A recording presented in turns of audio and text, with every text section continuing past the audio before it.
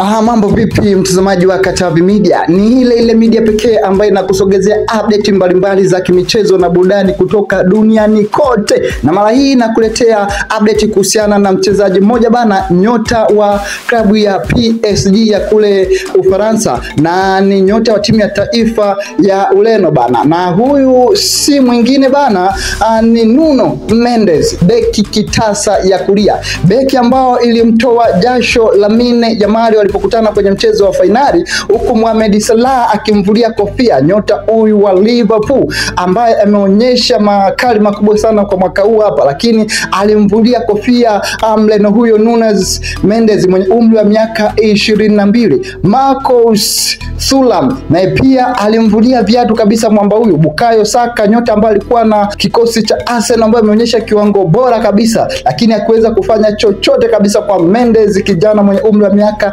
22 walipokutana na klabu yake ya Paris Saint-Germain. Pia Phil Foden, mwamba nyota kutoka Manchester United, kinda huyu hapa hakuweza kuforward dafu kabisa kwa Mendes, kijana huyo. Si hao tu, pia Leroy Sane, mwamba aliyewahi kuitumikia klabu ya Man City pia na akatimkia kule Ujerumani ambao ni nchini kwake, ambapo saizi anaitumikia klabu ya Bayern Munich, na pia alishindwa kutamba kwa mwamba huyu. Nuno Mendes, kijana mwenye umri wa miaka 22, amekuwa ni nyota wa kutumainiwa ingawa haimbwi kwenye vinywa vya waandishi wa habari, lakini mwamba huyu amekuwa na cheche ambazo kiukweli kama wewe ni mtu wa soka utajua tu hapa kuna kitu.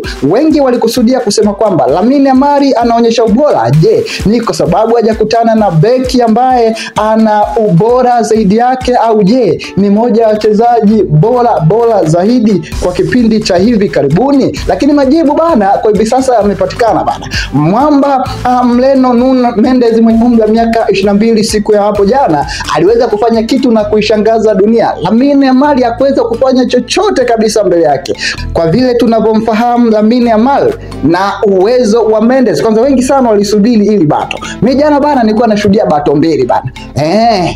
Na moja ya bato ambao kwangu ilikuwa ni kipengele cha kwanza ambao naipa kipaumbele ni pamoja cha bato ya Nuno Mendes pamoja na Lamine Yamal. Hao wote ni vijana, kila mmoja akiliwakilisha taifa lake. Lamine Yamal akiwakilisha taifa lake la Spain, ambapo jana waliambulia kichapo kwa mikwaju za penalty.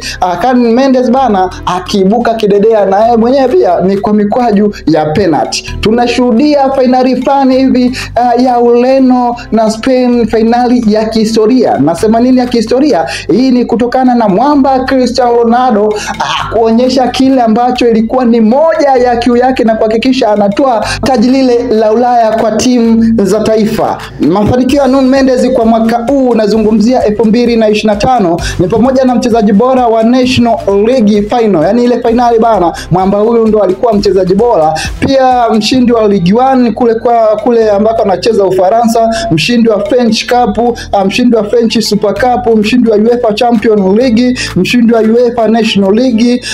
Pia ameingia kwenye kikosi bora cha msimu wa UEFA Champions League mwaka 2025. Ameingia kwenye kikosi bora cha msimu cha Ligue 1 cha mwaka 2025 kule Ufaransa. What is a player bana. Mwamba huyu hapa akaweza kutuofa kitu kikubwa sana ambacho ni cha kipekee sana. Na niseme asante kwa mtazamaji wa Katavi Media. Usisahau kusubscribe, kushare, kulike na kucomment channel hii. Asante.